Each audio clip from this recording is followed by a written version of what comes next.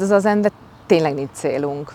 Nincsenek szintek, leülsz és csak vagy.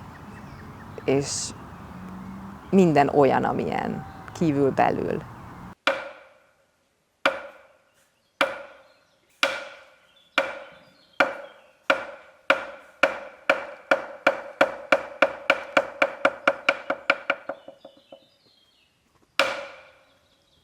Az zazen nem azért gyakoroljuk, hogy valami változzon, vagy valami jót hozzon, vagy valamit elérjünk vele, hanem mert hogy ez a buddha természetünk van, mindenkinek és mindennek buddha természete van, és ezt akkor valósítjuk meg, ha gyakoroljuk.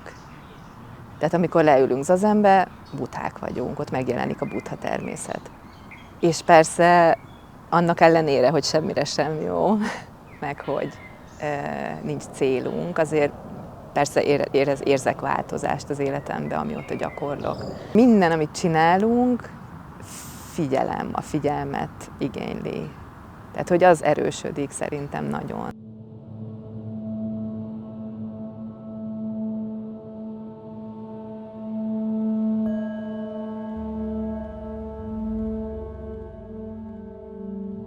Szakközépiskolába jártam, Baján, és akkor, amikor ezt befejeztem, akkor nem igazán tudtam, hogy mi szeretnék lenni, vagy azt se tudtam, hogy mik a lehetőségeim.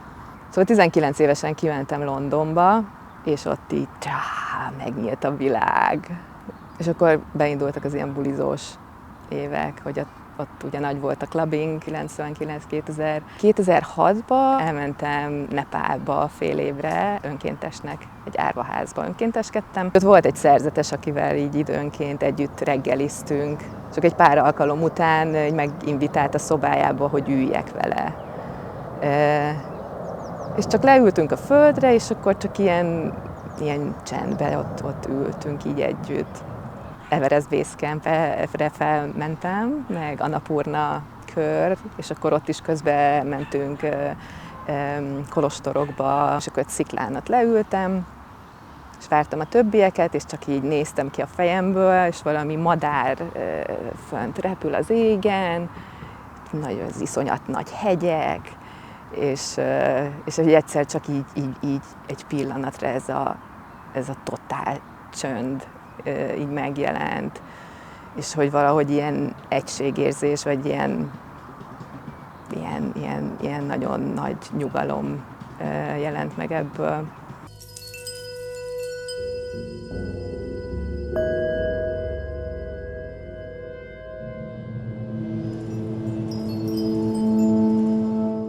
Elmentem Kínába, ott Gyóviba angolt tanítottam. Ott már így ültem, ilyen heti 3-szor, vittem magammal az ülőpárnámat, az afumat, egy kis buddha szobrot, a rakuszumat, ezt az avatáskor kapjuk. Aztán visszajöttem 2011-be, és akkor onnantól kezdve megvan a napi gyakorlás. Oké, tehát a térdekkel nyomjuk a földet, fejjel az eget, áll enyhén behúzva. A test, tehát hogy van egy ilyen energia benne, de nem feszültség, hanem egy ilyen végül is laza tartás. Mi Soto Zen gyakorlunk, 92-ben alapult meg a Mokusho Zenház, ami a mi közösségünk. Az elején, amikor elkezdtem gyakorolni, akkor nekem az nagyon tetszett, hogy nincs ez a ha iszol, vagy ha szexuális életet élsz, vagy ha ezt vagy azt csinálod, akkor ennyi, meg hogy az tilos, hanem bármit, csinálj bármit, csak ne gátoljon a gyakorlásba. Tehát, hogy így önmagától természetesen automatikusan megváltozik az élet úgy is, tehát, hogy valaki szeret bulizni vagy inni, nem fogja tudni azt csinálni, hogy hajnalig fönn van, és akkor reggel 6-kor megül egy zazent.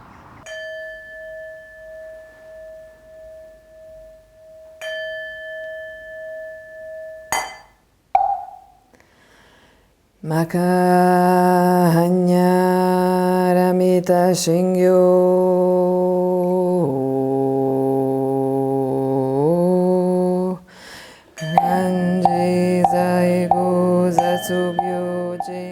Beköltöztem a templomba, ott éltem, és hát olyan természetes volt, hogy így része vagyok ennek a közösségnek, itt élek, és akkor egy idő után kértem avatást, hogy ez úgy jött.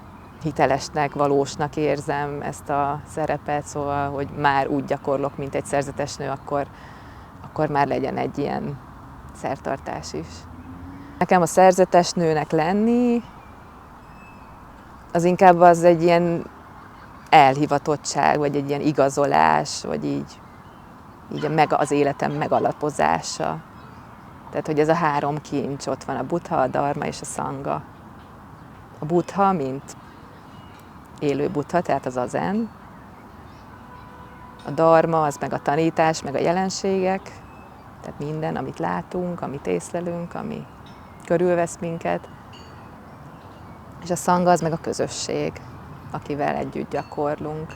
A munkahelyen észrevettem, hogy van egy kihasználatlan szoba, és akkor abból megbeszéltem a tulajdonossal, és abból lett a dojo. És akkor már pár éve ott gyakorolunk. Jönnek kezdők, van, aki már így az eleje óta, Buddha Dojo eleje óta ott van velem, és gyakorol, és támogat.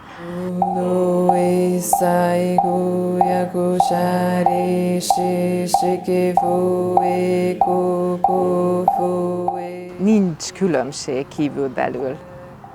Mert hogy van a világom, van ez a belső világom, mondjuk amikor ilyen elvonuláson, sesinen vagyunk, és hogy megjelenik ez a nyugalom, meg ez a harmónia a többiekkel, hogy az egy ilyen belső harmónia is.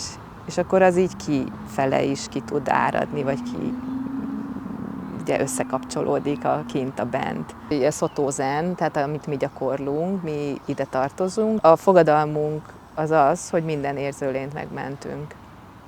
Tehát nem az én megvilágosodásom, ami fontos, hanem az, hogy először másokat átsegítsek a túlpartra.